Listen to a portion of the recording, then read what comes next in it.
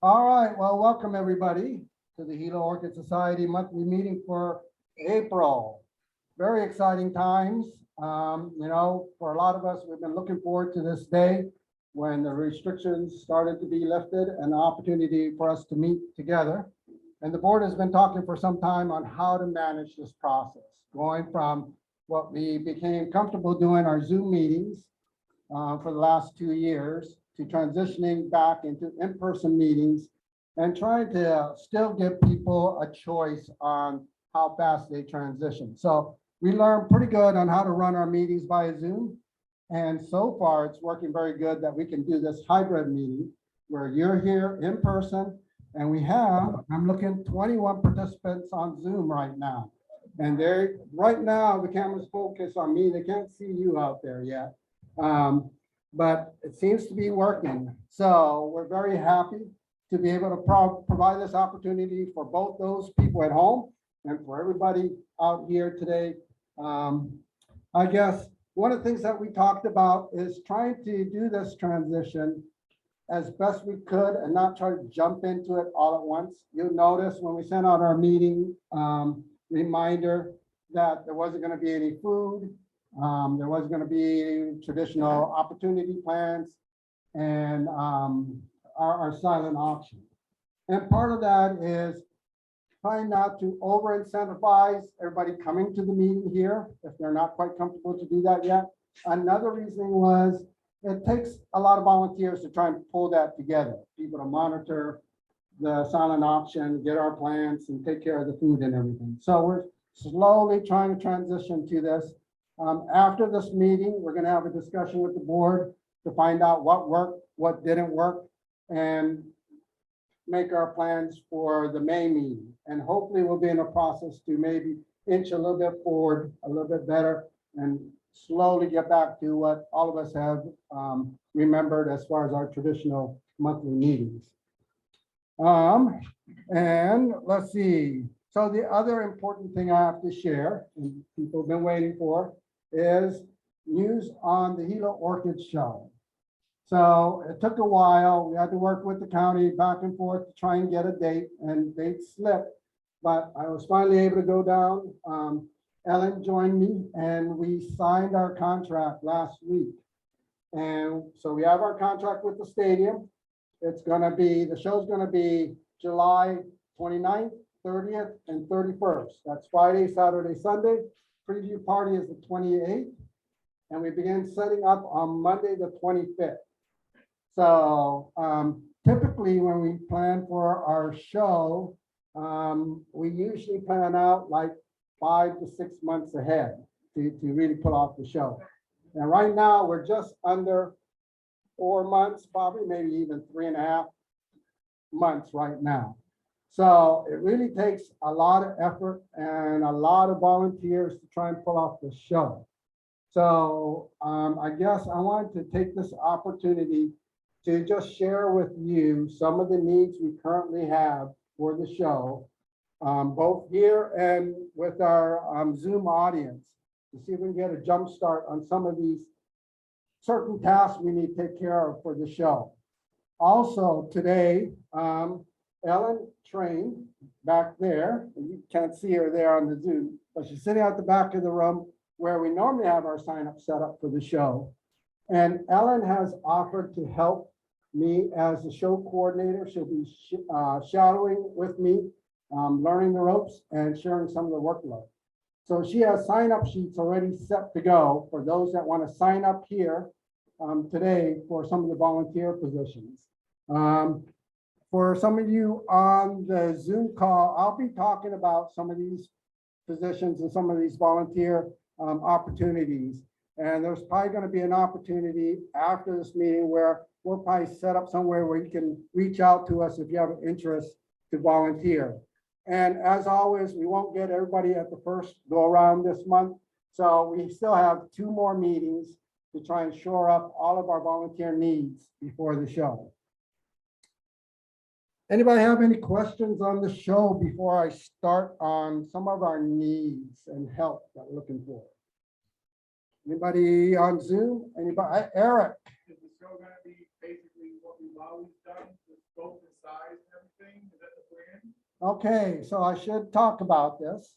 For the longest time, we had restrictions on for COVID, and the county wouldn't start any discussions about having a show till the restrictions were lifted.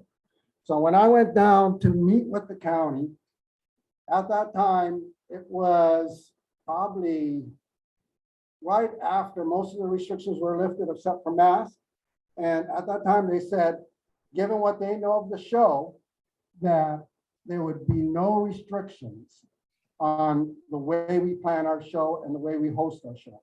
Everything from the preview party through the sales, through the whole show, they said, right now, there's no restrictions. They did say that in the event that COVID should pick up again, that they could add restrictions when and if necessary. So that's a risk we need to take as an orchid society is, we're gonna plan this show. We know there's a risk that things could change. And so right now we're planning for the full show, preview party all the way through Sunday. When I met with the county, they had a lot of questions about the preview party. And I met with those people yesterday, had lunch with them, and we walked through, and what the county wanted to know was every little bit with preview party. How is it going to be done? How is the food going to be served? Who's going to prepare the food?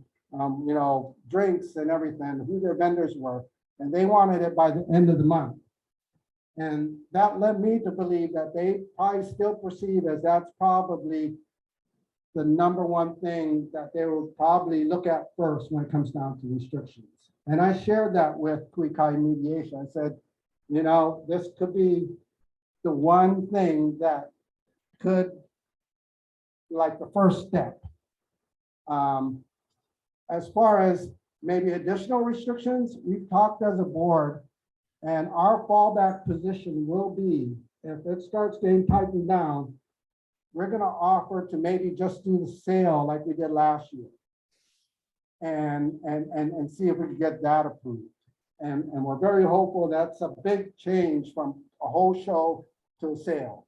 And so that involves a lot of complications as far as dealing with vendors and canceling things and stuff. But I think that's what we're willing to do is go to a sale. And then if it gets really bad, then everything's off and they don't honor, they cancel our rental agreement and say, no, it's just too bad you can't have your show.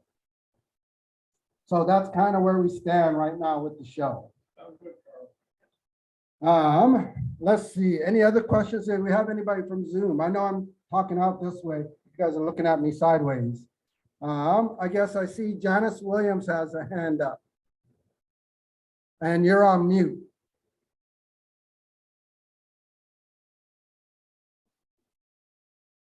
So is there any way we can?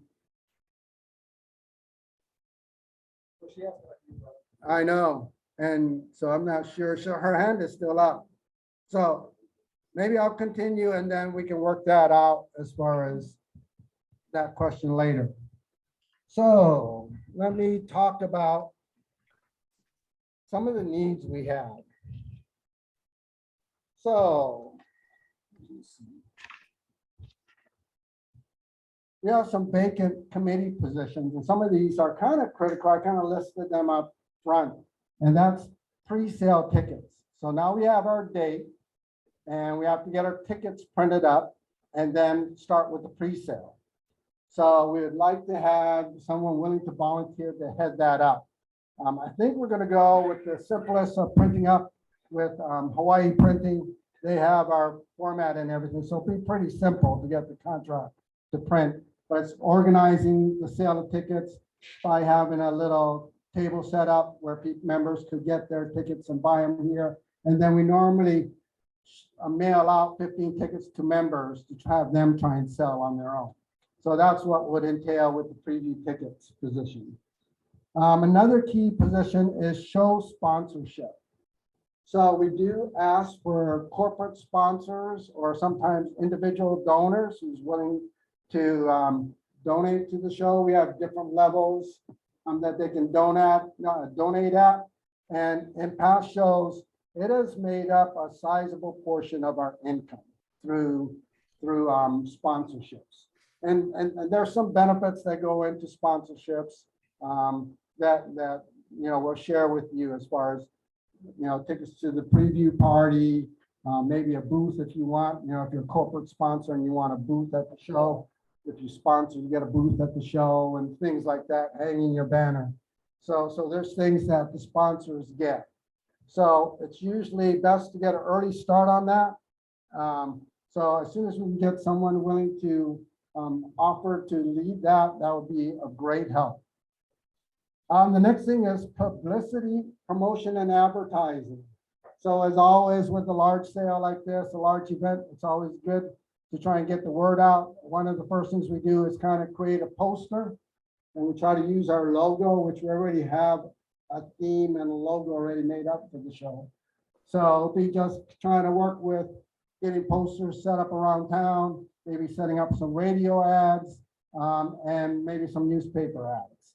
And so the biggest thing for us that we've had a challenge with is, so far we haven't been very good at social media and capturing the opportunities to advertise our show and get that out. So it'll be great if you have someone that has that type of knowledge or someone willing to help with that, that I think we could really make some progress in our advertising and promotion using what is today's media, social media opportunities. Let's see, HOS display. So the HOS sponsors a display for all of our members to bring their orchids in and be incorporated into a display, and then they're eligible for judging. And we're always looking for someone to help us with putting together the HOS display. And the best thing to know is that the person that leads it, sometimes you kind of feel all by yourself and all alone, and there's a lot on your shoulders. And the reason I know this is because I got stuck with it one year late and had to do it.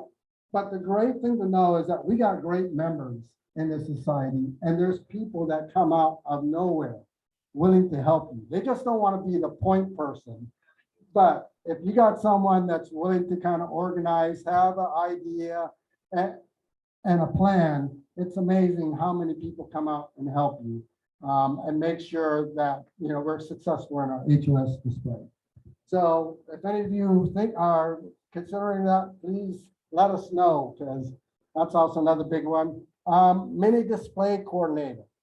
So at our show, we have a lot of displays, and a lot of them are the larger displays that a lot of our commercial vendors put on and have, I don't know if I've had some feedback there. And for some of our individual members, it's hard to compare, if you want to do a display at a tabletop or 10 by 10, or some of them are even 20 by 20. So we provide an opportunity for members to do mini displays, which are very small displays. But we need someone to help kind of organize that, set that up, reach out to individuals, get applications for people to apply to have a mini display. So definitely we would need someone to help us manage that portion of the show. Another one is the show program. So recently here at our last show, we made a big change, and some of you may remember, we went away from paper and we went to an online program that people access through a QR code. And during the pandemic, I think a lot of people have gotten familiar now with the QR code. Whether you're in a restaurant, then you gotta get your menu, or you're traveling and they want your documents. So I think it's gonna be better received, and I think we're gonna continue to use that model with a QR code. So that actually makes it a little bit simpler for putting together a program, because you can do it all online and it'll be real-time changes if we need to do. Where before we had to print it out like a week or so ahead of the show, and if there's any errors, it's too late. You can't make any changes and whatnot. And it was very stressful and challenging and expensive. Yeah. So this this responsibility, I believe, has gotten easier to do with the advent of using a QR code and putting our program online. So, but we still would like to have someone step up and take the responsibility for leading us through that. Another one is the show setup and tear down. So, like I mentioned, we start setting up on Monday afternoon. And so on Monday afternoon, we spend probably like maybe 3 hours setting up, chalking out the floor, setting up tables and chairs. And then on Sunday at the end of the show after 2, we do just the reverse. We help with trying to organize the tear down of the show. So we're looking for several individuals that can help us with tables and chairs, moving them around, setting up the different areas of the stadium. Another one is a plant hotel.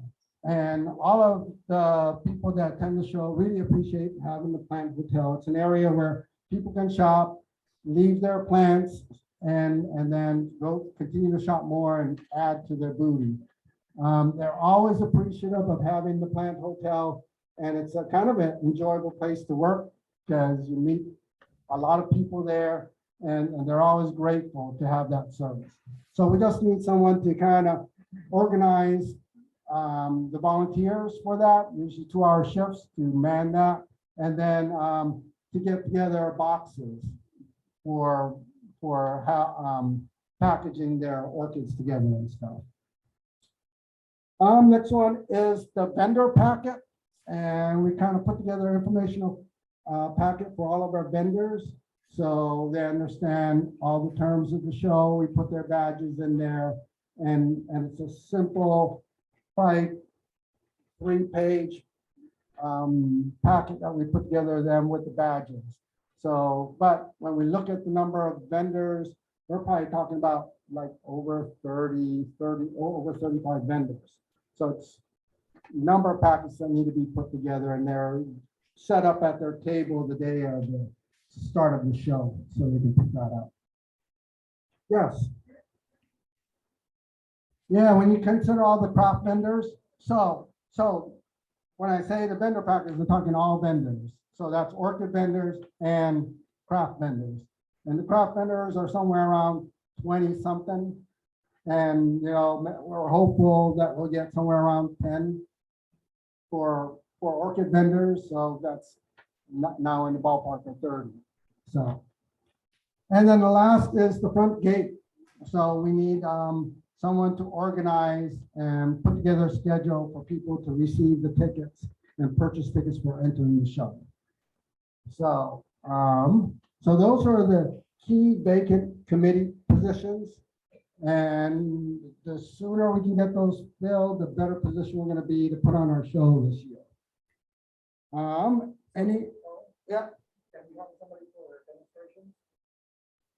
Demonstrations, no, I'm going to talk to a person, and then, so there's some other ones here that are missing, like t-shirts. Cindy has, you can raise your hand, Cindy there. She just volunteered. No, actually I ran into her at the grocery store yesterday. And I cornered her with my cart.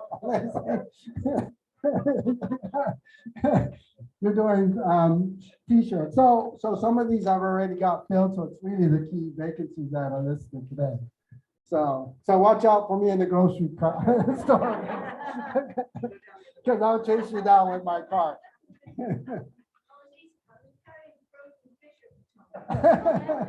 And you have to probably go back and get more because we stood there and talked for a while.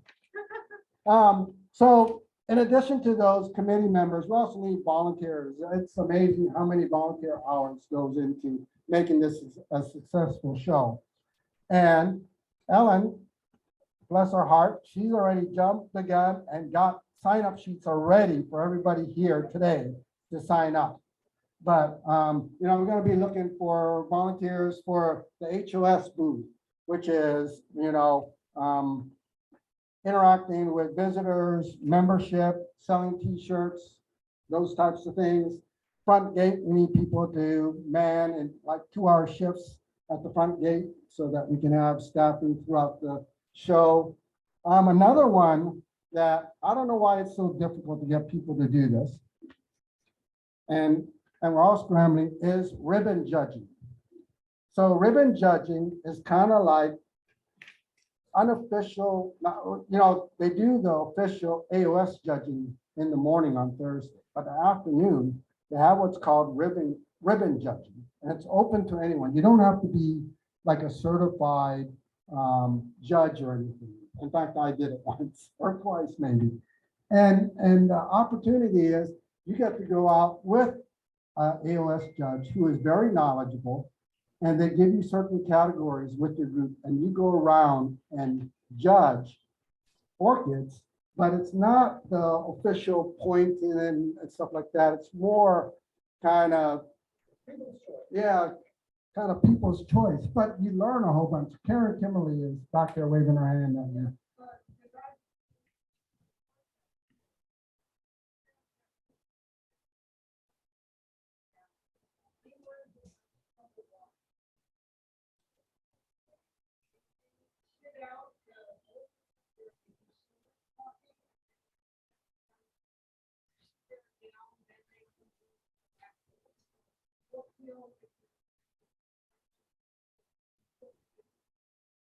But, oh, Lise.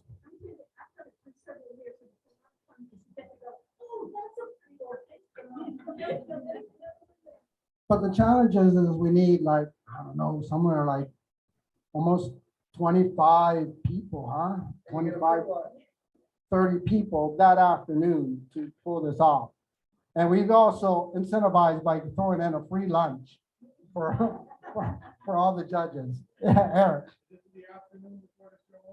Yeah, this is Thursday afternoon is the commitment. So I'll start off with the ribbon judges feeding you lunch, and then you'll get paired up with your HOS judge, and then you start touring around. So there's all kinds of benefits. So it's kind of weird that we're all struggling to get volunteers, because you get the first to look at the completed displays. The judges get the first peek at all the completed displays. So that's a benefit. You get a free lunch, you get to learn about orchids. So there's all kinds of benefits with that. So if you haven't done it before, or please consider it. And I'm sure some of you that have done it before probably would love to do it again. When we say ribbon judging, it's not just the ribbon. You get all the trophies, the straight big wooden color trophies, all the glass trophies, that's all determined by ribbon judging.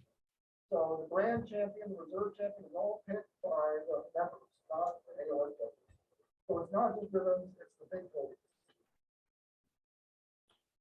All right, so the next one is the HOS display, which I talked about. And like I said, there's normally one person that's coordinating all that, and it's kind of laid it out.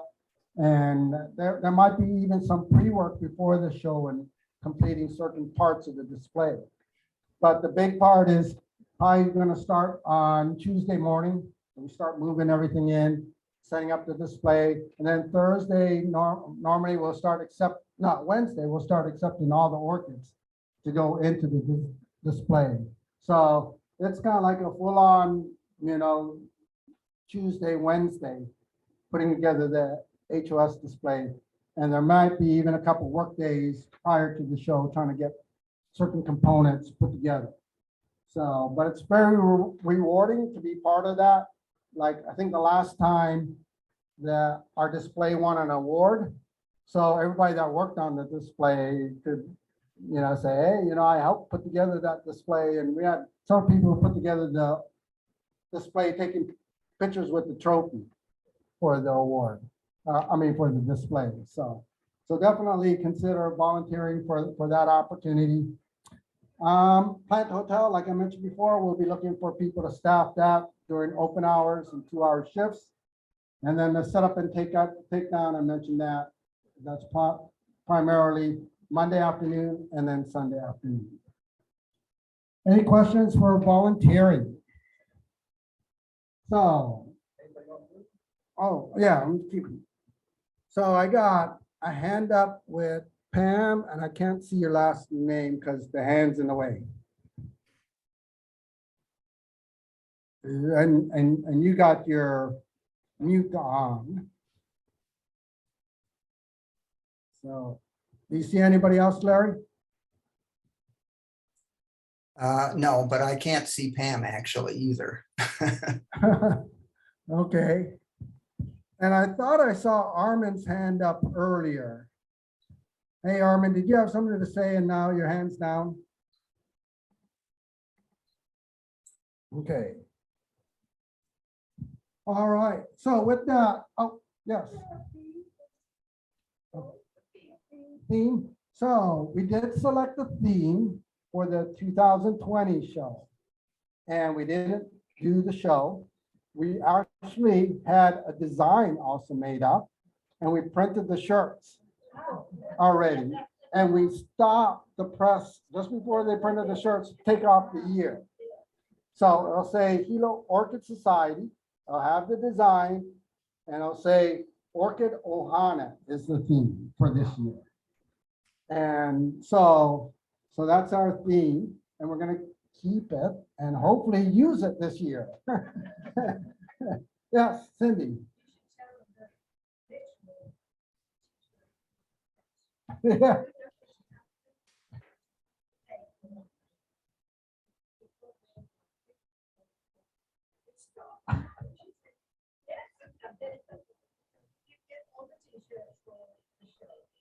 Yeah, so for you guys on Zoom, Cindy's sharing the story because she was managing the shirts back in 2020. And the shirts were actually on the printing press, ready to print. And I called her and said, stop, don't put the date before all those got printed up. So we have them ready to go. And we're gonna have a discussion with the board, but I'm hopeful they'll be ready for sale at the next meeting. So I've been taking up a lot of time with the meeting and with the show, but those are the two biggest things we got going on with the Orchid Society.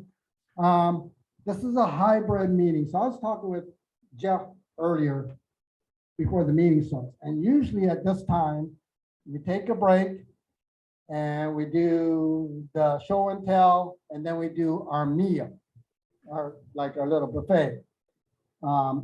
On our Zoom meetings, we've been doing our show and tell at the end of the meeting.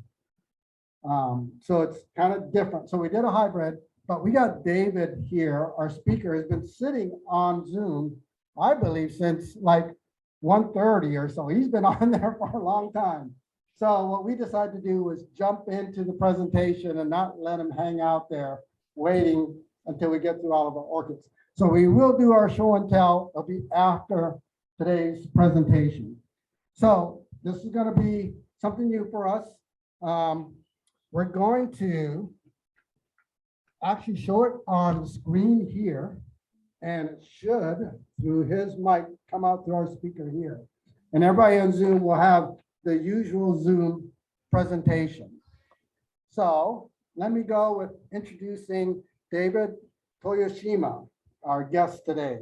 So David, he's quite an accomplished gentleman. You know, he was an advertising creative director for 35 years, and he's currently an adjunct professor at the California State University at Long Beach as an advertising graphic designer. And he has a long time history with the HOS. He's been with the HOS for 40 years. He's an HOS judge. He's been a trustee for 2 terms with the HOS. And he's also been, I guess, the chair for the HOS PR committee. So he's had a lot of involvement with the HOS. But really what makes David special and why he's here today is his true passion and love of Cattleyas orchids. And the reason I know this is he shared a bio and it was pretty, it impressed me. At age 7, he got his first orchid and he fell in love with orchids to the point when he was in middle school, he saved his money so he could build an orchid greenhouse for orchids. And then in high school and college, he worked part-time at an orchid nursery, all gathering his knowledge about Cattleyas orchids. And so today, we're very grateful to have David here today to share his knowledge on Cattleya orchids. And a lot of those are kind of like the traditional large orchids. He'll give us a little bit of history on that and some of the cultivation too. So with that, I'm going to turn it over to David. And I think I got to press a button here to switch to share the screen. So I think it's share screen there. Oh, so David, you want to see if we can press that share screen with your presentation? Oh, okay. Can you see that? Let me. Yeah, it's working. So now I got to do the wide, right? I got to fill this in. Perfect. Okay. So I think, David, if you go full screen. There you go. All right. All right. Thank you very much, David. Hey, I appreciate your patience waiting for us. Well, no, thank you. Thank you. Thank you so much. Yeah, hi, everybody. I wish I was actually there in Hilo. It's a great island, by the way. I haven't been there in, gosh, maybe 20 years, but I used to go there a lot. My family actually is from Hawaii, but not Hilo. Actually, my family is from Oahu. My grandpa grew up in just outside of Oahu. So I consider myself part Hawaiian. But I want to talk about a little bit about, my whole talk is about these, what I call, floofy, big Cattleyas, and classic Cattleyas. So it's mostly from post-war to 1980. And so here's a classic, one. It's Margaret Vittlich, Mary Ann, and it kind of shows you this sort of this has a very old look, a very a classic Cattleya from probably even though it's 1958, it has a look from turn of the century. But it's a huge flower. Actually, it's blooming in my greenhouse right now, and it's 9 inches. And you can see there's about 4 or 5 flowers on it. But imagine a 9-inch flower. The inflorescence can barely keep it up. So I kind of like big flowers. And this fascination with Cattleyas, especially large flowering Cattleyas, goes back to the corsage days. Maybe some of you remember that. I'm old enough to remember that. I remember taking a corsage into my date, and so it was a big deal, back in the 30s and up to the 1950s. Big cut flower Cattleyas had a big, during the 1930s and 40s and 50s and even into the 60s. It was a big deal. Large commercial greenhouses like Armacost and Royston and Stewart's, where I used to work for. This is actually one of the greenhouses at Armacost and Royston for Mother's Day. So it's coming up right now. Easter. And it's a sea of actually Irene Holguin's is the Cattleya that was being in there. And I can remember the days of going in there and just the fragrance would just blow your head off, which is just wonderful. This is the cut flower production room of Rod McClellan up in San Francisco. And you could just see just a sea of just Cattleyas upon Cattleyas, all for the springtime, Easter time. Here's the cut flower department for Clint McDade orchids in Tennessee. And, the workers will go down the rows, cut the flowers off with a sterile blade and put them in glass vials on trays, and then walk down the aisles and then eventually pack them up, ship them up across the world, across the United States.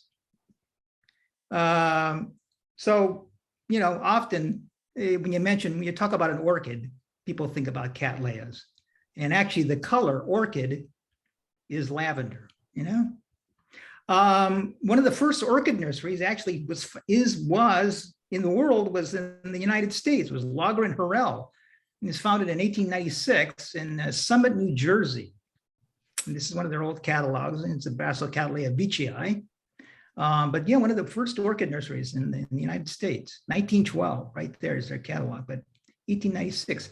Now, Lager and Harrell is known for, John Lager, for finding this beauty.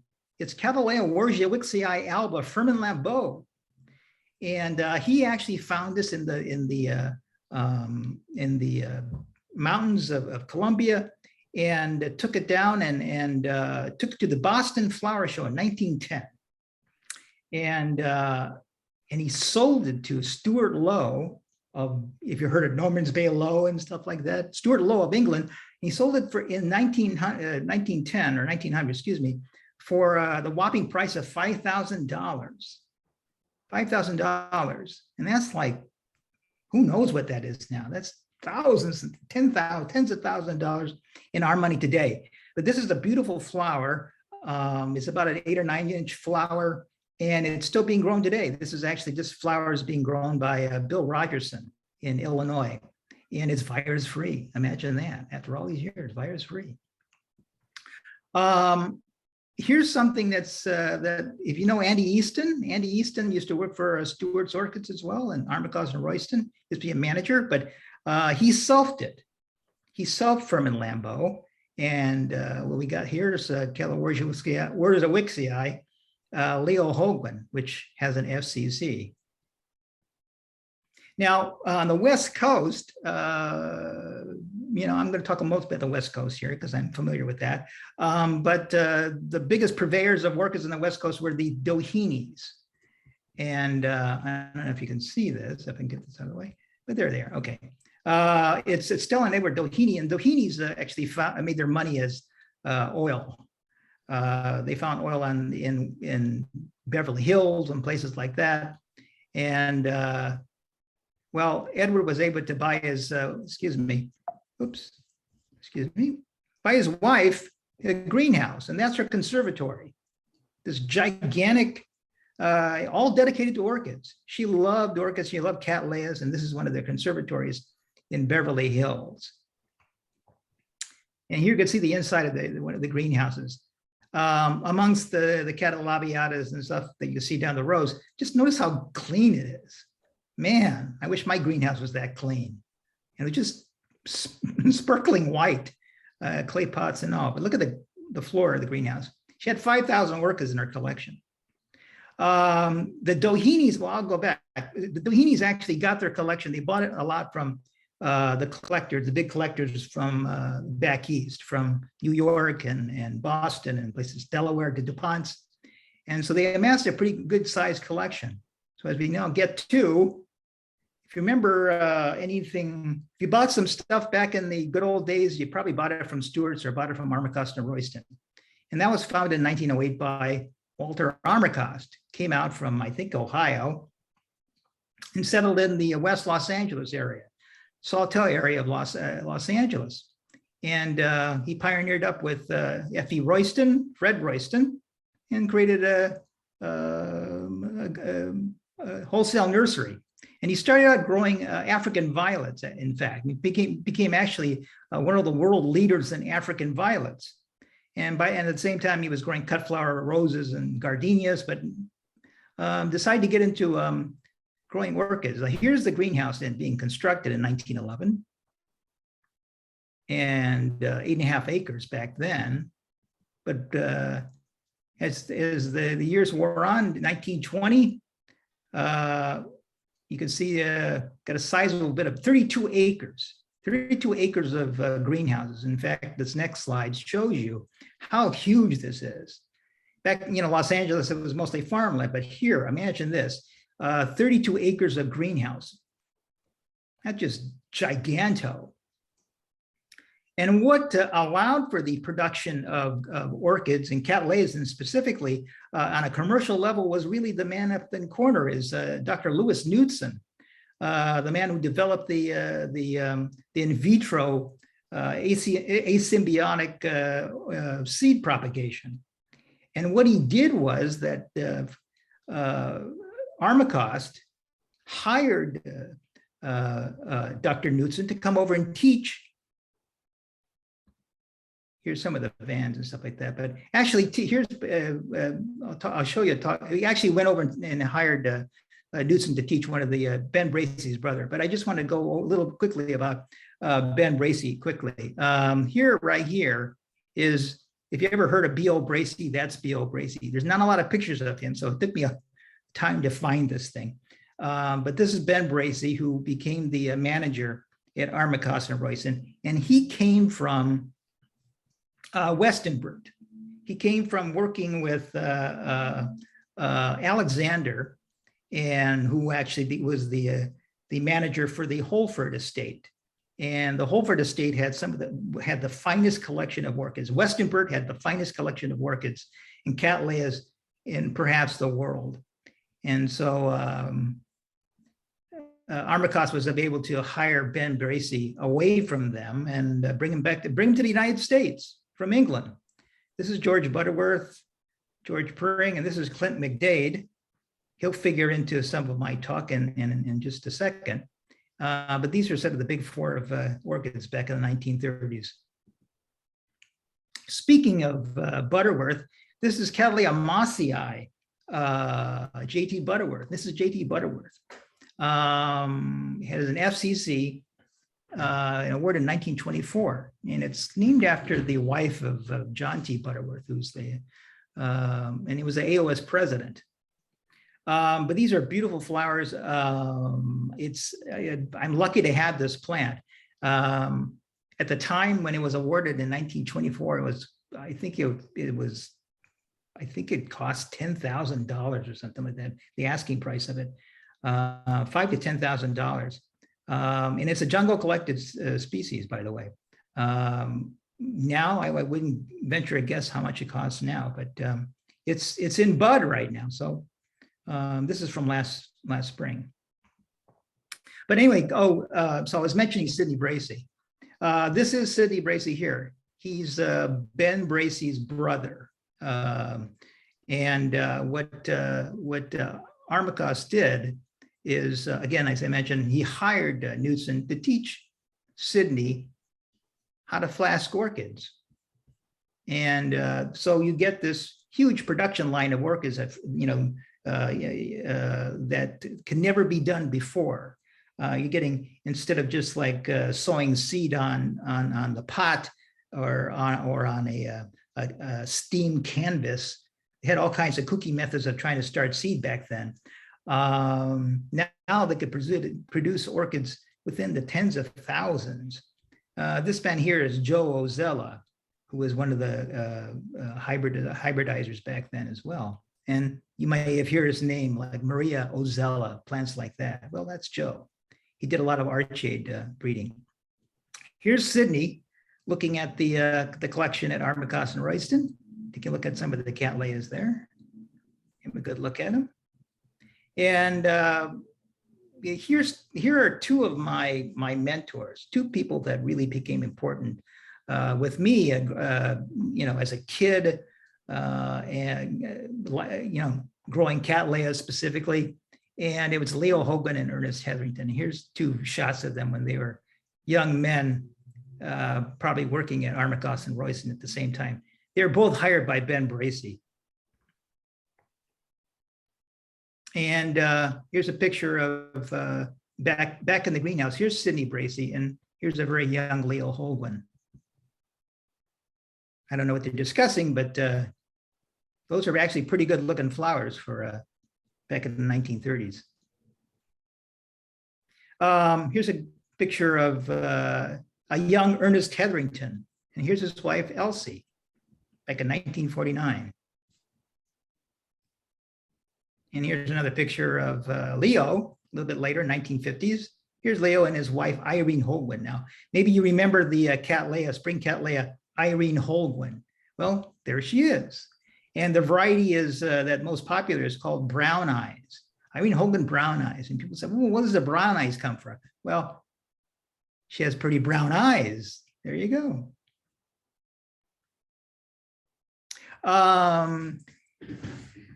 So another guy who figured into the Cattleya production was Fred Stewart. You might remember that place. That's the place that I actually worked for in high school and college. But this is Fred in his later years.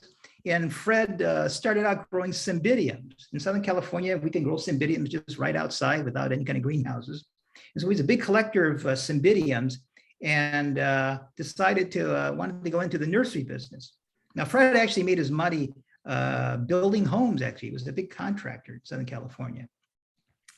But as he expanded into the orchid world, he said, I don't want to grow as many. I want to sell Cymbidiums, but I actually want to get into Cattleyas. So who best to hire? He hired Ernest Hetherington. So here he is with Fred. Here's Fred Stewart. And you may have seen a Cattleya called Fred Stewart, a purple Cattleya. And there's Ernest there discussing business at Stewart Orchids. And Ernest became the general manager of Stewart's, and eventually became the head of Stewart's for a while. Another person who became a person of interest and or a great friend, actually, and a mentor, was Frank Fordyce. And Frank developed all the miniature Cattleyas that you see today. Circle of Life is another one that I think you might know. And here's his lovely wife, Madge. Frank has an amazing life. He used to work at Stewart's, but before that, he was in the Air Force in World War II in a bomber, and he got shot down. And he was actually a prisoner of war during World War II. He had a great storied life as an airman, but a great man. Sadly, they're all gone. So one of the building blocks, or one of the key orchids of large Cattleyas, is Cattleya Bowbells. And this one is variety Snowflake, by the way, but it's Adithiae alba by Susan High.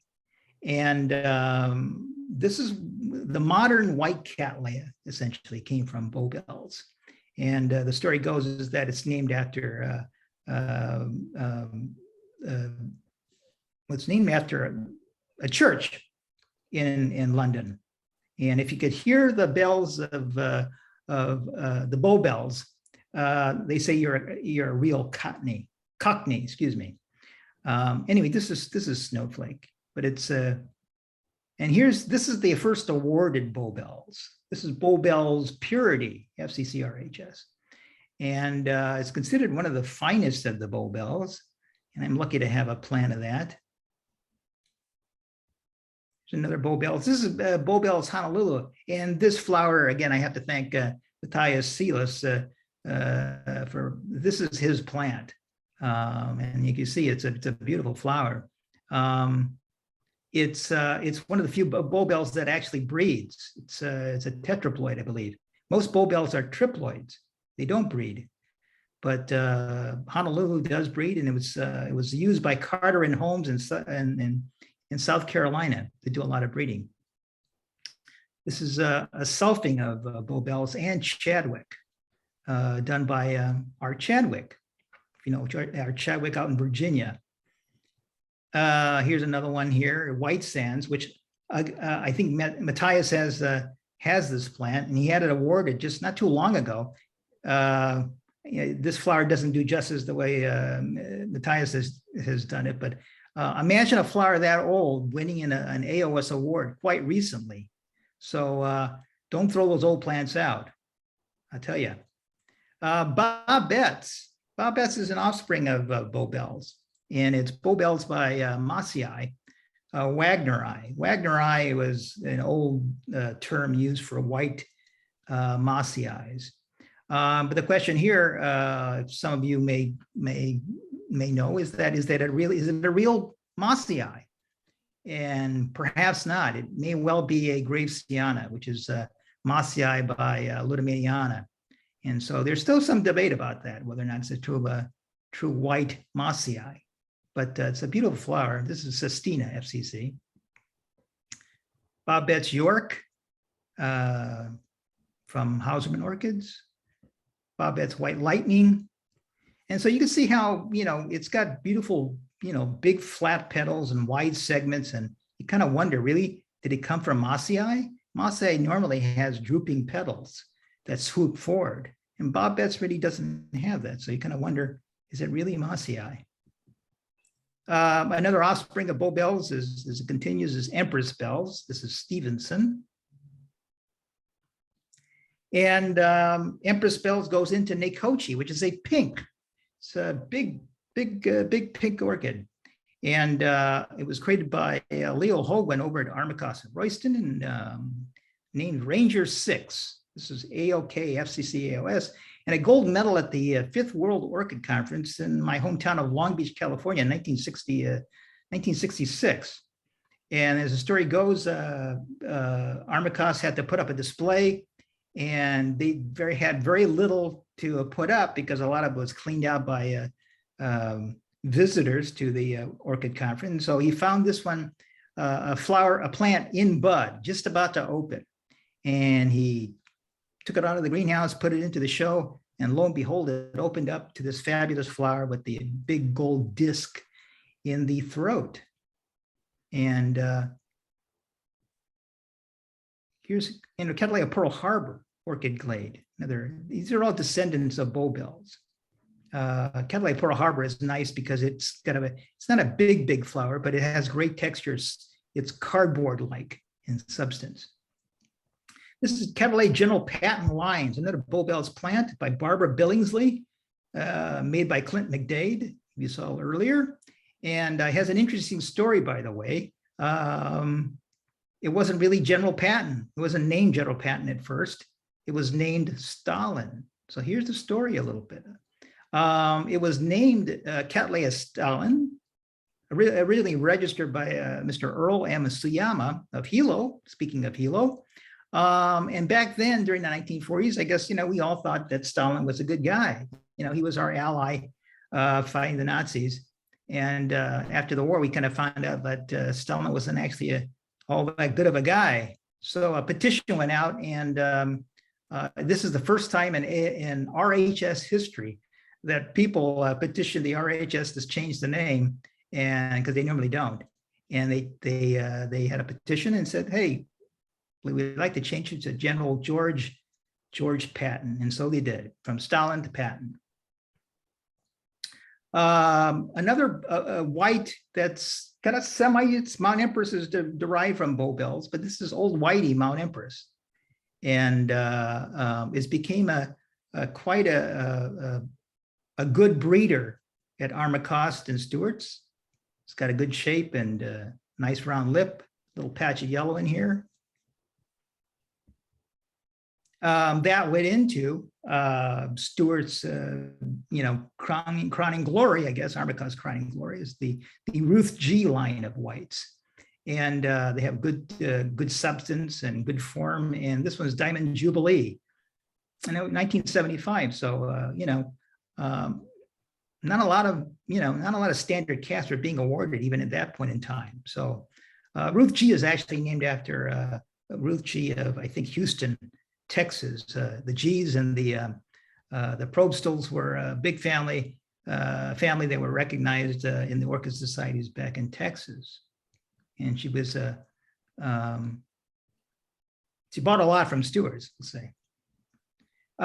This is Heartland. This is the flower is a little neon, but the flower is courtesy of Curtis Shojiro out your way out in Hawaii, and Curtis gladly sent me this picture, but it's Heartland Lows. And it's one of the reasons why we get Norman's Bay and where we get the warm kind of like magenta colorations in Cattleyas. And this was made in 1933 by Stuart Lowe. So imagine that. By this is Ishtar Lows. So that by Ishtar, and this is actually a plant of mine that flowered last year. For the first time, I've had this plant forever and ever, and finally I got it to bloom.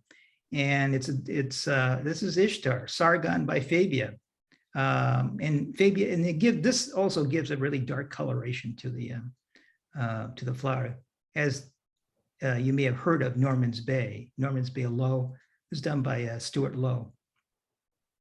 So this is Norman's Bay Low, has an FCC, and this is not a very good shot of it. This is Gothic, which is dark, is one of the darkest of Norman's Bay.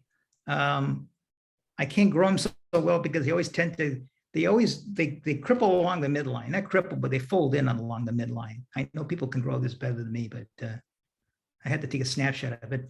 And the FCC Norman's Bay is Lucille. This is from Jones and Scully, and Lucille is actually Bob Scully Sr.'s wife. So look at the spelling, Lucile. Doesn't have a double L. So if you see a double L, you're getting you're getting short change there. You're not getting the real plant. But Norman's Bay Lucille has a slight different coloration, has a more magenta coloration, pinkish coloration. And similarly, Royal Bride. This is, some people think it's the same plant. No, it's actually not. But this is Royal Bride, has more of a magenta coloration than the purple. And this actually I got from Armacost and Royston. Speaking of the Norman's Bay line, I just want to just quickly mention that Heron's Gill. It's a beautiful flower, the variety Nigrescent, big flower, solid purple lip, and it's a back cross of Norman's Bay back onto Ishtar. Here's one of its siblings, Dignity, which has an HCC. I prefer Nigrescent.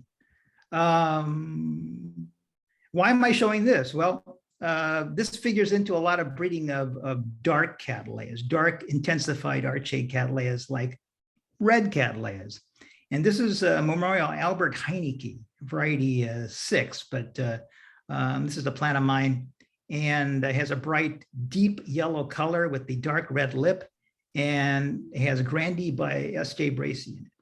And it's a great archade, but the tendency to cripple, and we'll talk a little bit about that maybe later, but yellows, especially this line of meat-on breeding, tend to cripple, mutate, especially in hot weather. But anyway, when you combine a yellow and archade by a dark purple, you get more of this red coloration. And this actually color is a little bit off. It's more of a deeper garnet red.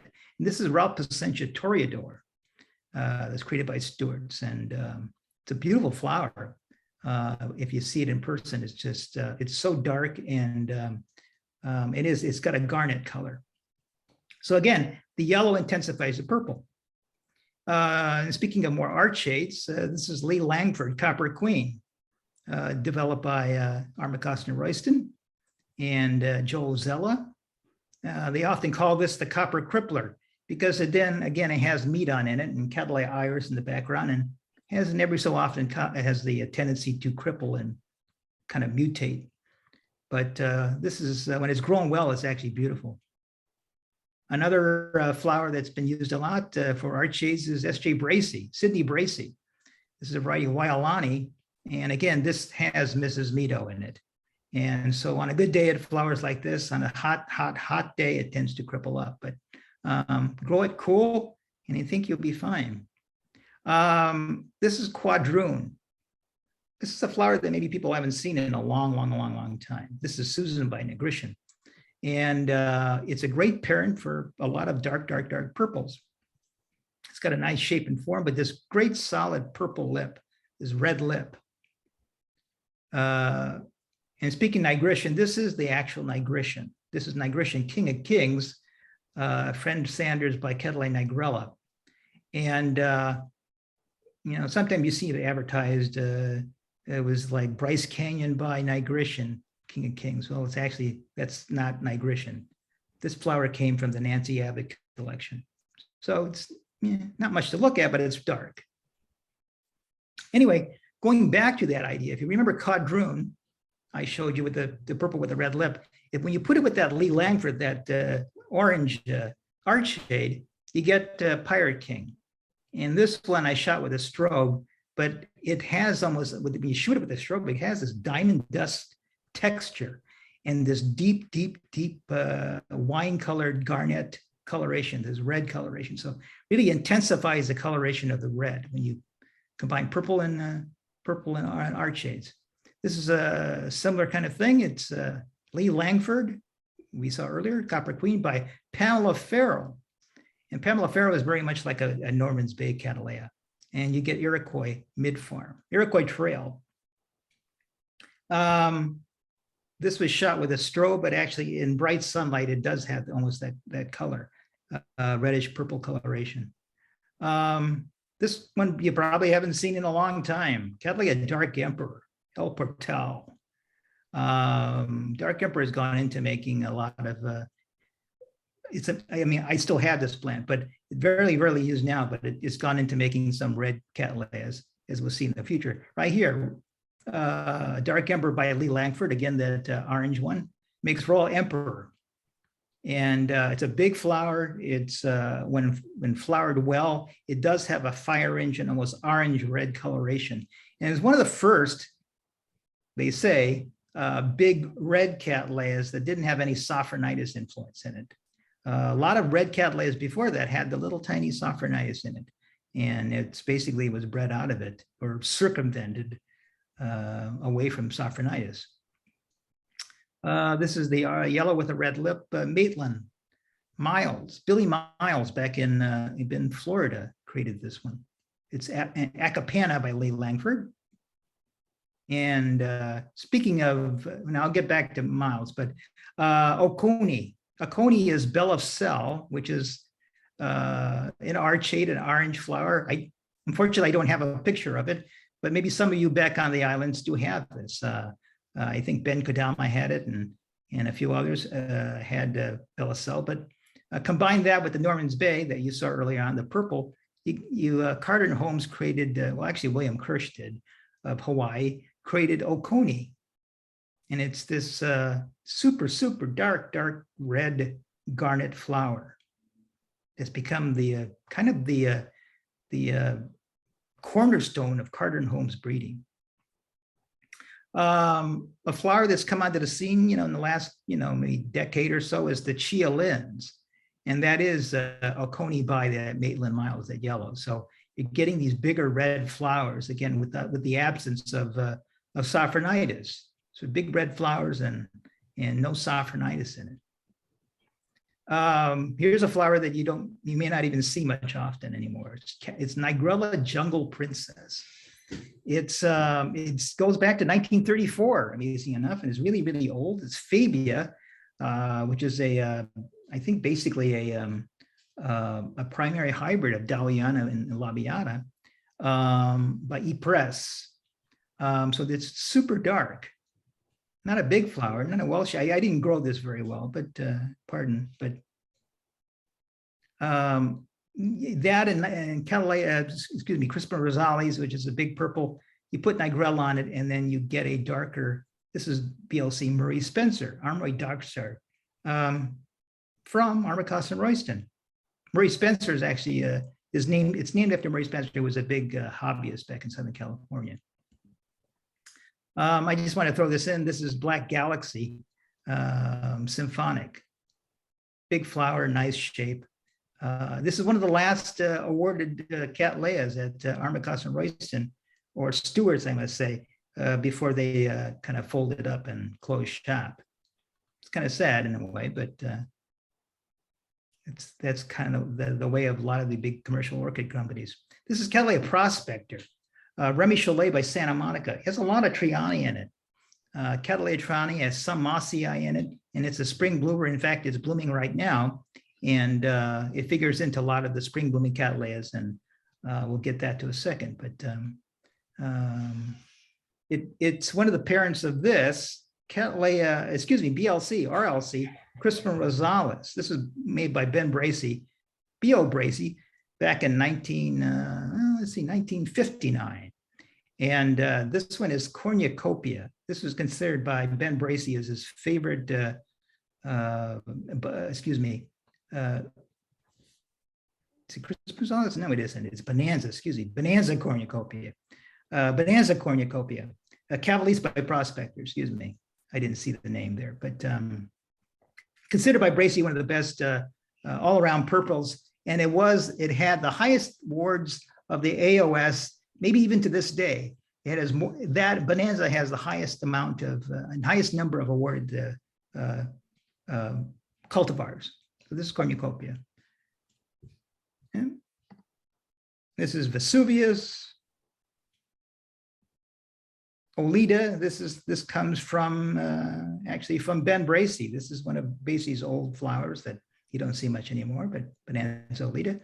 This is a variety card, case card. This one's called Pay Dirt. Interesting story enough, this is, it belonged to, I mean, if you ever heard of Cattleya Grace Hecker, I don't know if you do, but Grace Hecker actually owned this plant in Southern California. And she showed it at a show in 1955, and she was offered $1,000 for it.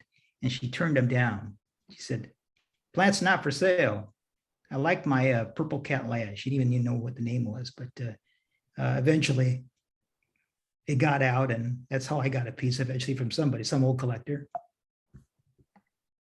Oh, here's Crispin Rosales. Okay, so anyway, by 1959, Bracy, put together Bonanza by Norman's Bay.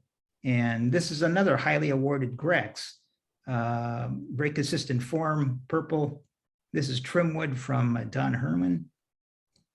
This is Sandra Spearman, one of the earliest awarded Crispin Rosales. And people ask, who was Crispin Rosales? His memorial, he passed away. Well, Crispin Rosales was the brother of Irene Hoagland. Irene Hoagland's maiden name was Rosales, Irene Rosales. And her brother, Crispin, actually worked together at Armacost and Royston. And he had a seizure. He had a grand mal seizure, and he died on the job. He was watering the plants, and all of a sudden he had a grand mal seizure, and he passed out. He couldn't revive him, and so Irene asked Ben Bracy, who was the manager at the time, said, "Can you do something for my brother?" And he said, "Well, I can name my next orchid after him," and so he did. Crispin Rosales is named after Irene's brother.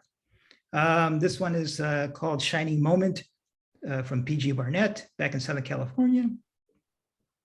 This is Pine Knot from back east from Carter and Holmes. This one tends to have more of a magenta kind of pinkish tone. And this is Behold, Crispin Rosales Behold, and has an AC. This one is one of my favorites, actually, of the Crispin Rosaleses. It's from Murray Spencer, actually. This is another Murray Spencer variety. It's called Costa Mesa. Named Costa Mesa because actually Ben Bracy lived out in Costa Mesa. This is another one from Murray Spencer's collection called Fantastic. You can see it has a nice overlapping shape and deep coloration. Going into a little quickly into the breeding of, I call the genius of Ben Bracy. The genius of Ben Bracy is that he understood not just flower quality, but he understood how plants grew, how Cattleyas grew, and how to keep a good plant, in a pot. Now, here's Norman's Bay, and it tends to have very long internodes. The rhizomes have a creeping rhizome. So if you ever grow one of these things like Norman's Bay, they gallop out of the pot in one season. This is Bonanza. It has very short internodes, so it has very tight rhizomes. So when you combine the two, you get Crispin Rosales, and you get the best of both worlds. You get a combination of great flower, but you get the great growing habit. It doesn't climb out of the pot. So that's something to look to when you're looking at Cattleyas and stuff like that. Excuse me. Looking at Cattleyas is that how well do they grow? Do they have short internodes? Are they compact growers? This is Amy Wakasugi. I just want to throw that in as another Norman's Bay hybrid. Fred Stewart. This is Norman's Bay back onto, I believe, back onto, Norman's Bay back onto Bonanza. I'm still looking for Fred Stewart Carmela. That's a good one. I used to have it and I lost it, so oops. When you get into big white Cattleyas, one of they call BC whites. It's BC DS. Fieras by Lamartine by Brecheron Lecofel in 1947. And these are the ones that make your giganto whites, the whites that are 8 or 9 inches big. And DS is one of the parents of that. This is DS Renier. And this was a plant that Ferguson Beale up in Vashon Island in Washington had obtained, and it became the father or mother or whatever you want to call it of a lot of the Mount Andersons and Mount Hoods and all that line of breeding of big pink Cattleyas. This is Meditation King's Ransom. Big white flower. Interesting enough, it has DS in it, but it has LC Fedora, which is a white with a purple lip, but it didn't manifest itself. It didn't get the purple in the in the lip, but nice big flower. Now, more of the Dayas line is you start getting into pinks, because actually Dayas is in pure white. Actually, it doesn't breed pure white. So this is Esbets, which is a white, by the way, a pure white by Dayas, creates pink debutante. And this has a nice lilac pink. Pastoral is another Dayas hybrid made by Altenburg in 1961. Big flower. It's got an FCC now. One telltale thing about Pastoral is that it does have a little tiny cleft of purple in it, and that is from the Dayas. Every once in a while, if you bloom it right, it won't have purple in the lip. And I think the FCC awarded one didn't have purple. Oops. It's one of its siblings. You could see more of the pink coloration coming out of it. This is white orb, not quite white. And then this is sort of, another variation of Pastoral, which is Rosée. I think Matthias Silas has done a lot of work with. I think he selfed Pastoral or Sib Pastoral and created a whole generation of just beautiful pastorals, actually better than these deals. One of the last things that Leo Hogan did at Armacuster Royson is create BC Llano, or Llano, LL is Llano. And this is Leo Hogan. It's Old Whitey by Pastoral. And what you get is a lot of the Old Whitey in it, but it's just this great overlapping shape, this baby pink kind of coloration. It's one of the best shaped pinks there is. It looks like Esbets colored pink. One of the biggest flowers of the Dayas line or Mount Anderson line is Mount Hood, Righty Mary. The color is a little bit off. It's not this quite green, but it is pure white. And it does have a little cleft of purple in its lip.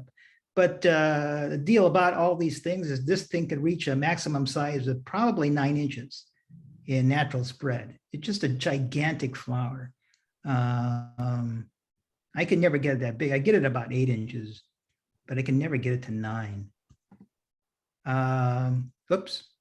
A classic flower from the Mount Hood line is the Mount Hood Orchid Glade.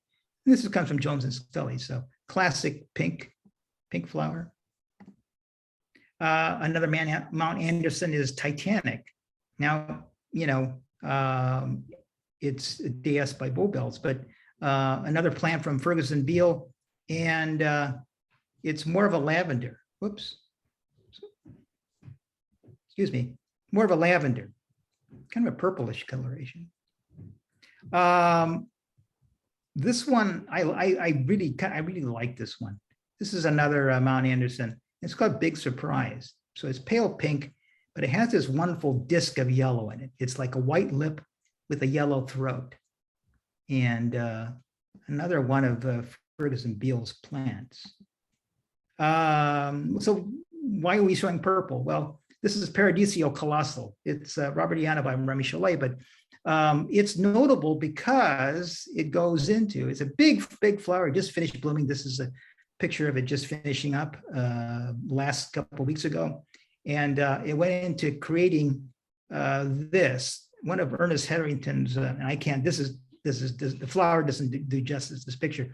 I just took a picture of this not too long ago, but this is Pamela Hetherington, Coronation, FCC HOS. And it's Mount Anderson by, you saw Paradiso Colossal. And just a gorgeous flower, just the shape and form, the gigantic lip, a little bit of cleft of purple in the middle there, and a yellow disc, but just amazing. It's a big flower. It's 8.5 to 9 inch flower, and well deserving of the FCC, and good substance, by the way. And I remember when it got awarded, I was there in the judging room, by the way. Another line of pinks are the Nikochi line of pinks. This is Hedon by Estelle. This is Pink Cloud. Mission Valley, you may have heard that. This is from Rod McClellan. Mission Valley is just outside of San Francisco. Nikuchis, again, are pinks, but they've gone into creating a hybrid called Sylvia Fry. This is Sylvia Fry Supreme. It's Nikochi, which is that you saw the pink. But again, we're back to Baobel. So a lot of the same plants are being used over and over and over again. And so Dos Pueblos in 1966 created this one. And again, it's just a gigantic flower. It's about an 8.5, 9-inch flower. And this Sylvia Fry, excuse me, into Donna Kimura created Burdekin Wonder. This is done by Scalia in New South Wales, Australia. It's a great flower. You may have heard of Burdekin Wonder, Lakeland. It's out there. But if you find it, get it. It's a great flower. It has cardboard-like substance, beautiful form, and it grows very easily. It's just easy to grow. This one comes also from Australia. This is Mary Tuavera Ice Age, and I got this from Andy Easton, who is from New Zealand actually, but he worked in Australia. And this is Nanook by Adithiae. So very similar to the Ranger 6 style of orchids, Cattleyas, the BLC stuff, but great form, cardboard-like substance. I don't know why it hasn't been awarded. I think it could get an award.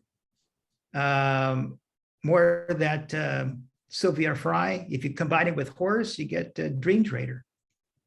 Big flower with nice shape. It has a little bit of the Horse shape. Some of the purples that came out of Armacos and Royston is Bryce Canyon. Bryce Canyon splendiferous. And I put this in here because it has such an unusual color. It has a raspberry coloration. It's a raspberry pink magenta coloration with the bright yellow throat. And some of that comes from Nacos, which is a Nakochi hybrid, with a coupled with Patricia purvis, which is a Norman's Bay hybrid, by the way. So again, you'll see a lot of things that are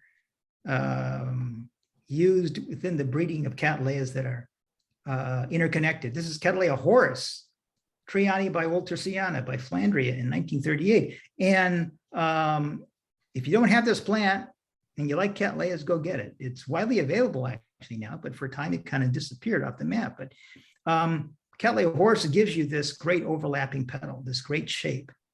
Some people call it Triani on steroids. Easy to grow and easy to flower, and it's a winter flowering flower. You earlier saw Bonanza. This is one of Ernest Hetherington's one of the first purple crosses he made at Stewart's in 1967 is Bonanza by Horse. And so you get the best of both Bonanza, the coloration, deeper coloration, and the shape of Horse. And here's, and here's a better flower of its sibling, Triumph. This is, Triumph. Bonanza Triumph, Drumbeat Triumph, I'm sorry. Better coloration, even coloration. Sepals are kind of, I mean, I could do a better job of that, but beautiful flower. More of this Horse. Because a Horse really, if you think about it again, look at that overlap shape. This is Tribute, BLC Tribute. And this is a particular variety, Phelps Farm. But it was created by Don Herman, who used to be the president of the American Orchid Society. But Don used to live here in Southern California, and maybe some of you know him, past orchid growers. He made a lot of trips to Hawaii, but that's, you can see the influence of Horse, the shape there. Another tribute. This is actually from Don Herman, and this one's called Independence Day. And he named it that because it blooms reliably around July. Prophecy Monterey.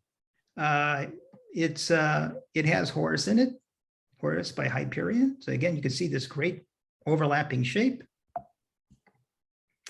Prophecy by Bonanza. So again, Bonanza again, but by Prophecy, which has Horse in it, created Bonanza Queen, and this is a variety Panamid. And this is the plant that that I got from Ernest Hetherington. Ernest, I was a kid working at Stewart's, and Ernest said, "Here, take this, kid. You'll like it." trust me. And I said, all right. And I flowered it out, and lo and behold, it got an AM. Back to, we saw this already, Memorial Albert Heineke. So yellows again, right? So, okay. This is the famous Xanthet chartreuse. So this is My Nip by Xanthito, 1948. It doesn't look like much, but it figures into a lot of yellow breeding that we'll come up and see in just a few minutes now. But well, I won't go into the backstory, but Ernest found this oh,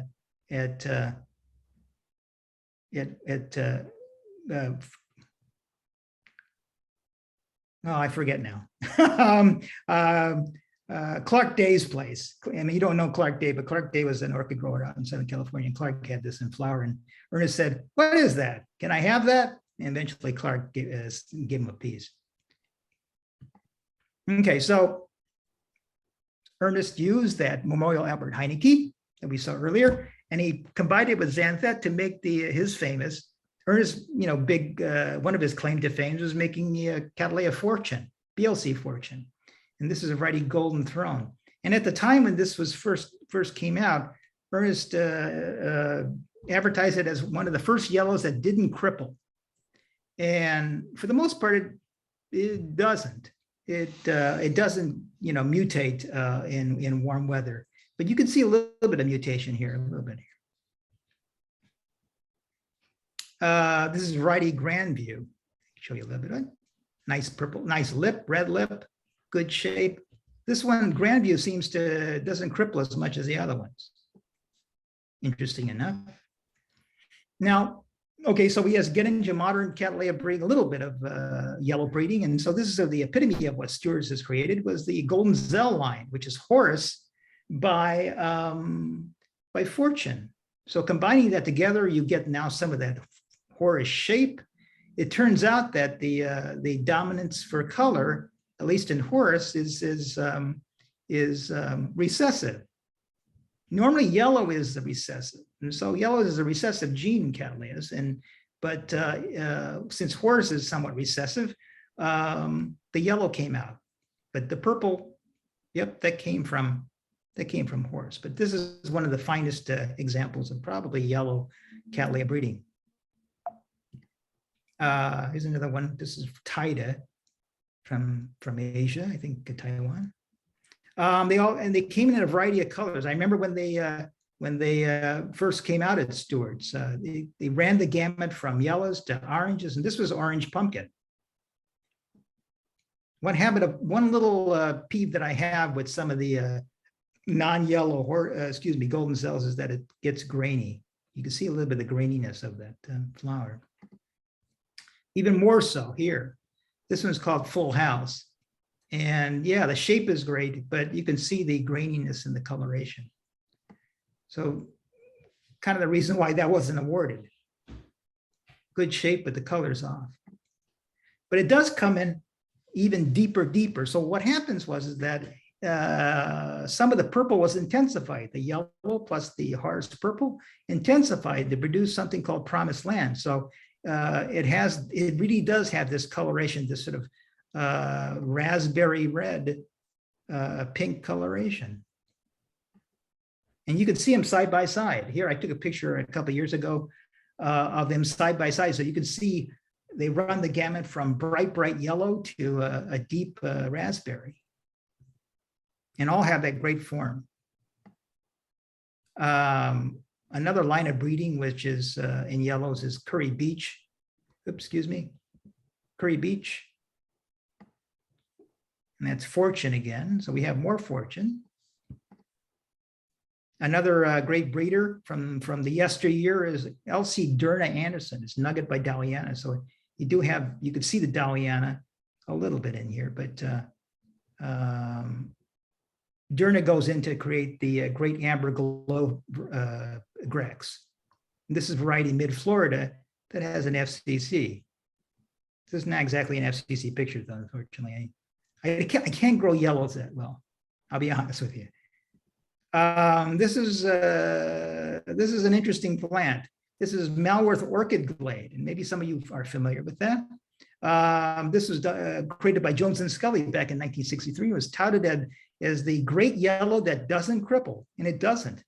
But it has an interesting background. It's Malvern, which is a yellow, like Cattleya charlesworthii. And Cattleya charlesworthii is actually a kind of a small orange rupiculus, like Milleri type of Laelia. So that can't be. It can't be that. So I think it was mislabeled when it was, sitting on the bench somewhere because it's not charlesworthii. Some people say it could be a white Barbara Billingsley. But anyway, interesting kind of like a semi-isthmus lip. But, here's a better picture of it. My friend Alan Backrack grew this. So you can see the lobes, the semi-isthmus lip a little bit, but you can see how nice the form it can be. Great shape and really like heavy substance. This is a plant that I wish I had. I did have it a long time ago.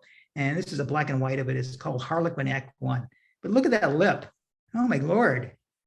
Man, it's beautiful. It's convoluted. It is like a harlequin. It's like a clown. And it's Albert Heineke. If you remember the yellow that we saw by BLC Nugget. And I had it and I killed it. I had it for 12 years and they ended up killing it because I repotted it at the wrong time. So I'm a dummy. So here I found a color picture of it in a catalog. And this is, whoops, excuse me. This is what it looked like in real life. It was a cream colored flower, a yellow flower with raspberry picotee and a raspberry lip. So you can see the reticulations in the lip. I gotta say it was just a gorgeous flower. And I said, I kill myself every day when I look at this picture because I said, I murdered it. I had something good and I killed it. But I know some people who have it anyway, but I don't want to spend the money. Okay. Oconee, if you remember the Oconee back there, they're really dark purple. When you put it by next to Harlequin, it creates Owen Holmes. So this is one of Carter and Holmes' nice plants.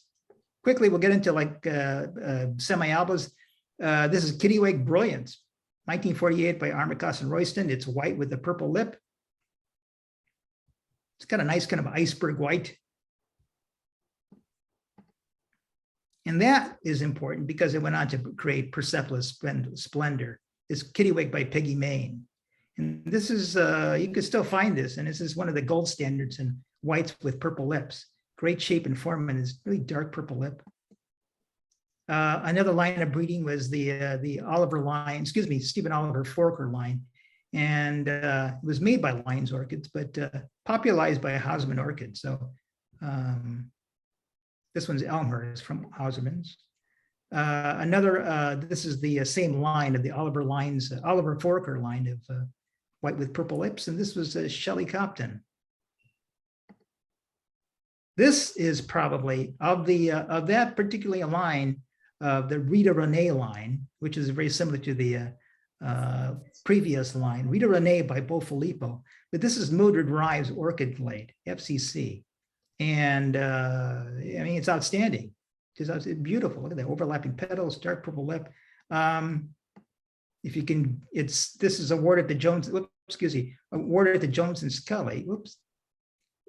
Previously to Jones and Scully. Okay, quickly. I don't want to take your time. Splash petals. Well, splash petals kind of derive a lot from this particular flower. This is Peggy Huffman, Carousel. It's Princess Margaret, which is a standard purple by Cattleya intermedia aquinae, which is this have the polaric form, which means that the petals basically mimic the lip. And this is created by Gamble in 1956. But Bracey created Pandora Bracey, which is Trinet, which is a white, by the way, a standard white by Intermedia. So using that intermediate aquinae again, to get a little bit better form. And slowly starting to get a little even better form. And you're getting this tricolor, even more of the polaric in there, the tricolored. And this is Colorama the Clown, again done by Gamble. And we'll see when everything starts to get better until we get here. So this is sort of the, at least up until the 1970s, is the sort of a culmination of splash petals, to be called, is Prism Palette. And it's Colorama we just saw by Horace. So Horace, and remember Horace again, adds to the wonderful shape, the overlapping shape. And you get some of this, the polaric coloration in there.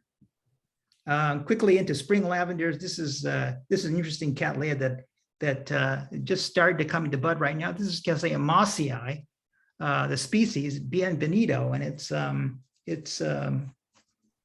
F3 generation. So it's generation 3 or 4, meaning that's been inbred by Joe Rapella back in the 1940s and 50s. And it's a tetraploid, and it's been used heavily in the breeding of spring lavender. So it's got great substance, big flower, and it's the tetraploid. So this is another one of Harry Rapella's plants, very similar to Bienvenido. This is Mossei Rapella.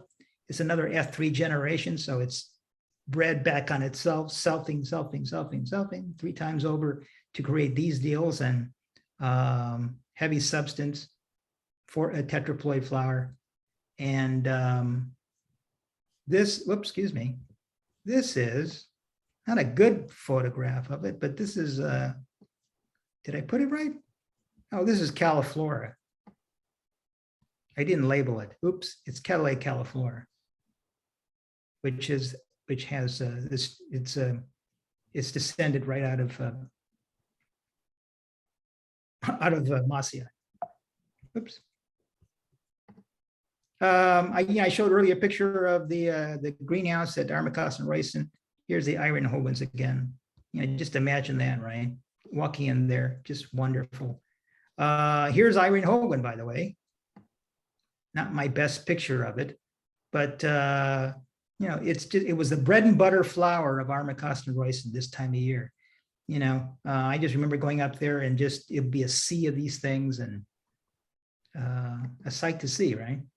Irene Finneys are another great spring Cattleya. You can find them still today, and big flower, good substance, good Easter flower.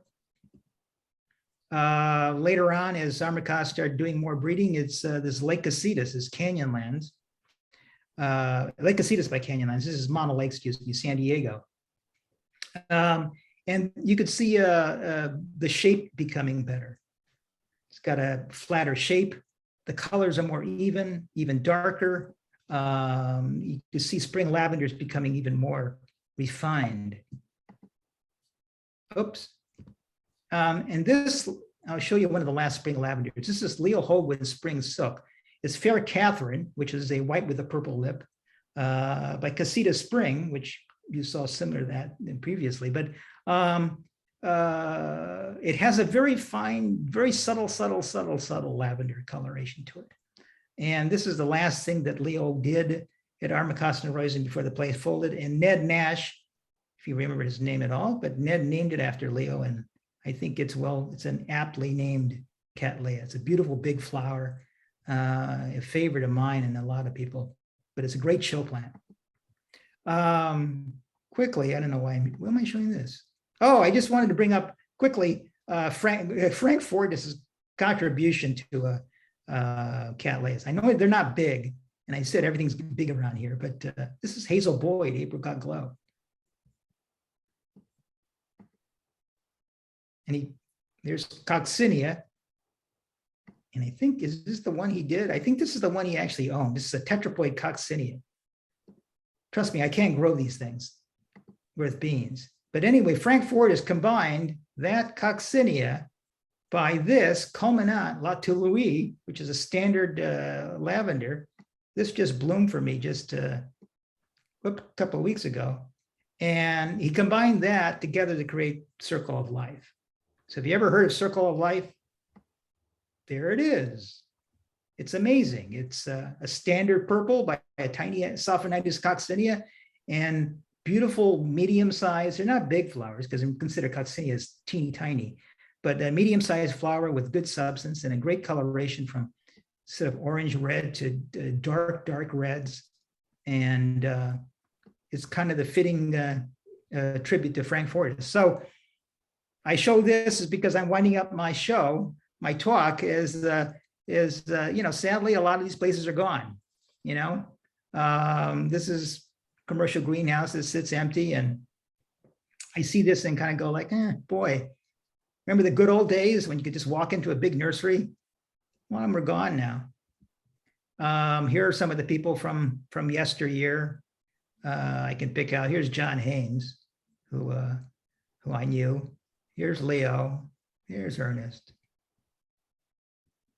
And there's me with my friends. There's Frank, and there's Ernest, and we're toasting to good old days of Cattleyas, when Cattleyas were king.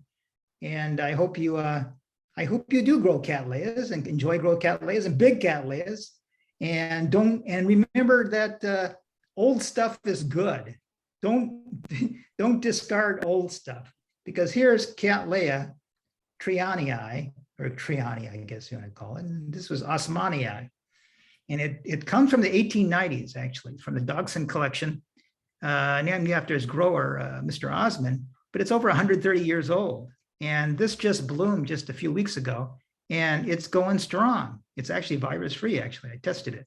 And so as a semi-old guy, I say, hey, old's good. So thank you.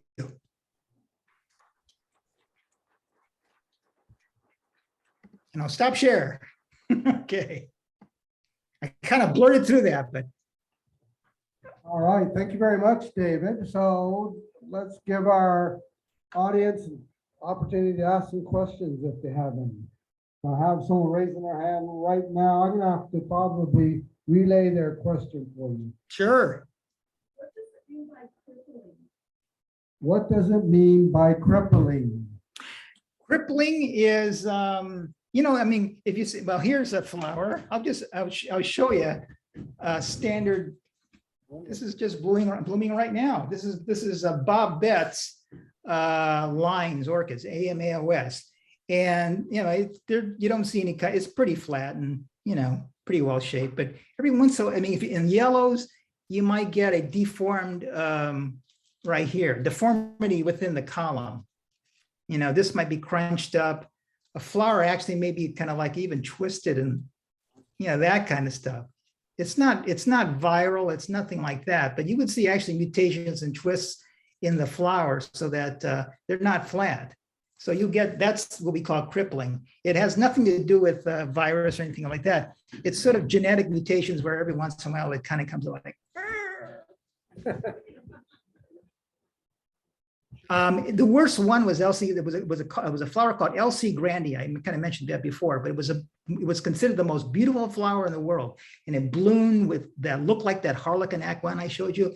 And it was back in the 1940s. But B.O. Bracey showed it, and he basically gushed over it and showed it to everybody, and everybody wanted it. And after 2 years, it turned into like the fly from the movie. It just like, kill me now. Sadly, I wish I had that plant, but it doesn't exist because it literally went. All right, Kathy Penwell, I think I see your hand up. You're gonna have to unmute. Yes, I was just wondering where in Southern California you grow, and do you have a glass house, or do you just have a shade house? Unlike you guys, which I wish I lived there in Hawaii, I have both. I have a shade house and a greenhouse. So we do get temperatures down to, in like we're still in the middle of, spring, but our wintertime, we get down below 40 degrees. Sometimes we get frost. So sometimes I'll put the Cattleyas into the greenhouse. And during the summertime, once the frost is gone, we don't get frost very often, but then I bring them out to the shade houses, and they do great outside. But in Hawaii, you never have to worry about frost. Just maybe a lot of rain, I suppose. Yes, definitely rain, especially in Hilo. We finally had rain last week in Kona. Send it our way because we're drying up You're in a here. drought. Yeah. All right, any other questions? How about on Zoom? Hey, Larry, can you do a double check for me? See if I might be missing anyone? I don't see anyone. Okay, all right. Oh, Eric's got his hand waving over here. Hi, great stuff. I wrote stuff on trees outside and you talk about substance and cardboard. So, readers, like, how do you feed the substance? You know, you're gonna get a sturdy flower that holds up to the weather. Okay, this is gonna be a long one. Okay, I got a gentleman who grows flowers or plants outdoors on trees. And he's talking about substance, is that right? Yeah, As far as cardboard. when you're breeding, how do you know when you're gonna get a flower? When you're breeding, how do you know you're gonna get a good flower with Right, close. substance? Figure it out. I mean, a good flower with substance is studying. I mean, a lot of it is, I mean, I wish there was a book on this, right? And somebody should write a book on it, but, you know, it's really talking to, it's breeder knowledge. And a lot of this comes from notations from the hybridizers in their books. But if you're a good observation, if you take notes and talk to a lot of people, you know which hybrid or which species has good substance and or even passes on good form. You know, a tetraploid plant, you know, already has good substance. You know, it has, you know, quadruple the chromosomes in it, so you get, you know, heavy substance already, as opposed to a diploid, which most species from the wild come, you know, are diploid. They grow faster, they grow stronger, they grow taller, diploids. Tetraploids tend to grow, are a little bit more hard to grow, they're a little bit more compact growing, take longer to grow, but they usually put out heavier flowers. So a lot of which I showed you here are tetraploid plants, and they're known tetraploids. So that's one thing too, if you know the ploidy of the plant. All right, thank When- you. I got a word to say, please. Okay, go ahead. Alice. And it came back with large memories when the cut flower was being used for Easter and Mother's Day. So can you hear me? Yeah. Yes. Okay. And so in Tennessee, I was buying the best flower shapes, the bow bells, and also that they would hit the time for Easter and Mother's Day.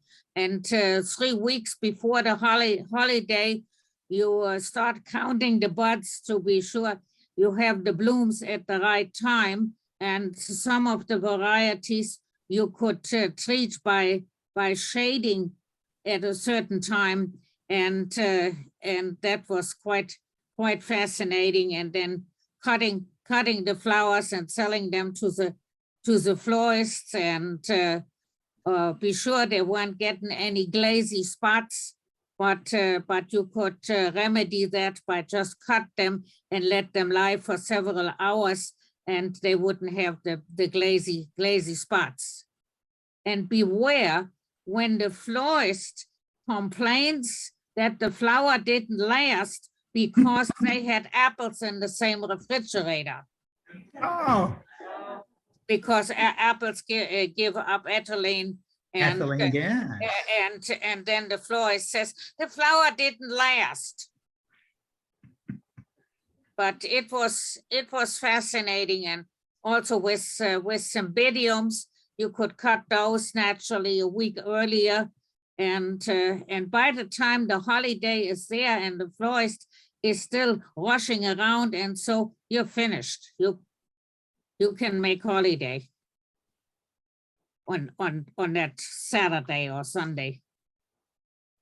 Oh, that's a great story. I mean, you touched upon a little bit, which I didn't, but yeah, a lot of the commercial growers like Armacost and back your way in Tennessee, Lyons Orchids and McDade Orchids and places like that. What they would do is we would put black cloth over it. We would shade it, and then little by little we would open up the light, and then we can force Cattleyas to open up earlier, or we could actually put the shade over it and then prolong the blooming period, so we have a longer blooming period by just opening up the light for the plants. The shade was a bunch of black cloth pulled over a skeleton of wood frames over Exactly. the bench, Yep. and so. They are. I mean, they are I'm light also determinants for talking sure. Tennessee. I do live in Middle Tennessee. So, but on the plants, Hausermann had developed a very strong varieties with their meristem, and so bought a bunch of those plants. And yeah, I used to live in Chicago, so they had a great cut flower. Industry as well. I remember going there and just like you said, greenhouses full of cut flowers. All right, thank you for sharing. So one last call for questions. David? Anybody on Zoom? All right, looks like that's it. Thank you very much, David. Thank you so much. Thanks, everybody. So you're welcome to hang around. We're going to transition to our show and tell. So we're going to have to kind of work this out. I think we're going to try and alternate between the members on Zoom and the members here. So let's start off with someone on Zoom with a show and tell plant. That will give us time for us to walk over a plant over to here. Yeah, you can start by walking over, but let's see if we got someone on Zoom first. Anybody want to start us off? Kathy Penwell, did you have something? You have to unmute. Yes, I have two things. I just realized they actually are both from Southern California originally. This one, I don't know if the lighting in here isn't the best. This is Blue Angel Glove, and it's from Norman's Orchids in Montclair, California, out in the valley. And it hangs on a wire fence we put up in the yard to hang orchids on. And they all got neglected because I was gone for 6 weeks in Australia. So, and this one is just starting to bloom, and it's my first time I've ever had a Schilleriana, a Phalaenopsis Schilleriana, and it's got a lot of branching. You can see, sorry, it's sort of hard to see there, but there's a lot of branching, so I'm going to get a lot of flowers. Just the ends are starting to bloom right now. There. Okay, I'm done. You got it? Okay, I'm gonna bring someone here. I guess, is this yours, Jeff? This is mine. Okay, I'll hand the mic to you and you can, or here, I'll hold it and then you can talk about it. Okay, I don't know what this is. Do I have to press a button? No, it should be on, so you just gotta get it. Hello. closer up. It's over here. Well, you just talk, you make noise. Okay. It'll Oh, work. I'm on. Yeah, so I hear myself on. And talk to the computer also loudly. Okay, I'm not sure what this is called. I bought it at a little shop and I'm not sure what the name is, Dendrobium. It looks a lot like tiny bubbles, but it's a little bit bigger. There, you see it. Yeah. Looks like tiny bubbles. It's bigger than that though. Oh, if somebody Okay. knows what it is? Maybe David? David has just left Okay. the Zoom call. Okay, do we have someone on Zoom with a show and tell?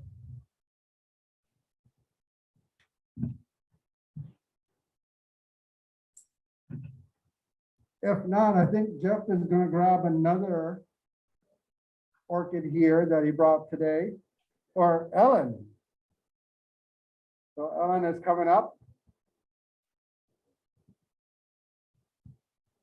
We can hold it for you and then we can talk. I just thought this was a real cute little dendrobium, and it's called Love Memory Fizz, I think it is. It was just really cute, and I've had it for about a year. This year it has more flowers. All right. Okay, we got another orchid coming up here.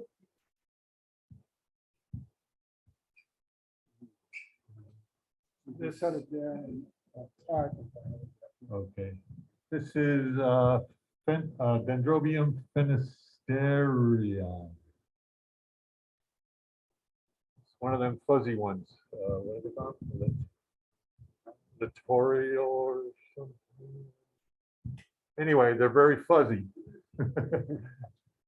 Very fuzzy. Yeah, it's in the Laturia category of dendrobiums. Lattoria. There we go. Yep. And it blooms. These blooms have been there for a few months. And there I got another one coming over here. Great one down. All right, I think we still got a couple more here to show in person. Anybody have some there out in Zoom to share? No, I don't see anyone that's on Zoom that that's Okay. raising their hand, so I don't think there's anyone here. Okay, Ellen's coming with another one.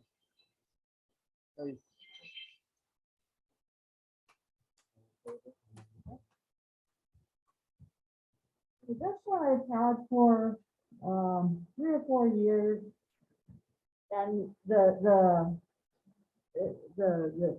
stem here is like twice as tall as normal, and it looks like it's going to have another piece coming out, another branch coming off of this, somewhere right here. Right here. Yeah.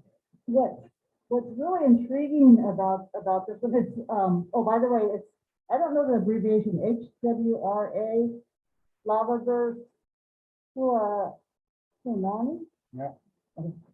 What's fascinating with this is these blossoms will get translucent as the time goes on.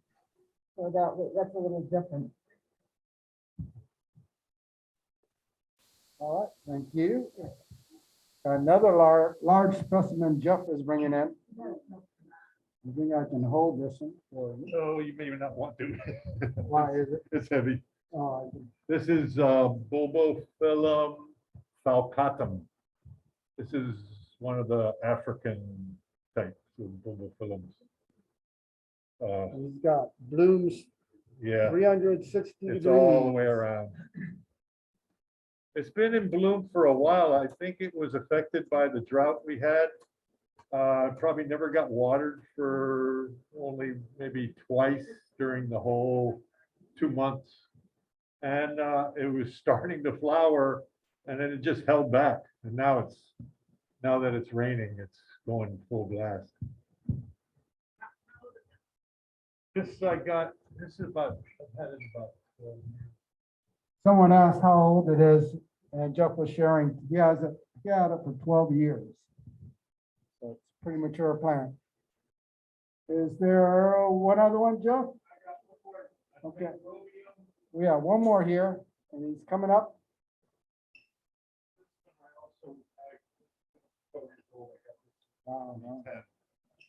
And this is totally, this one is about 12 years old, sitting here in this pot.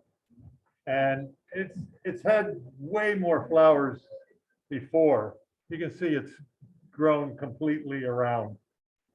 It's had a lot more flowers before, but they go in in bursts. It'll flush and then the flowers are real short-lived, only a couple days. And then it'll have another flush of a couple dozen flowers. And what was the name of that again, Jeff? This is Dendrobium jenkinsii. Jenkinsii, as I say, call it. Sorry, I had to say. All right, I think that concludes our show and tell. So I guess I'm very grateful we had a successful meeting today. It was a hybrid meeting. A lot of us were worried this was gonna, whether we're gonna be able to pull this off or not with doing both the Zoom and in person. But through a lot of people's efforts, we were able to make this work.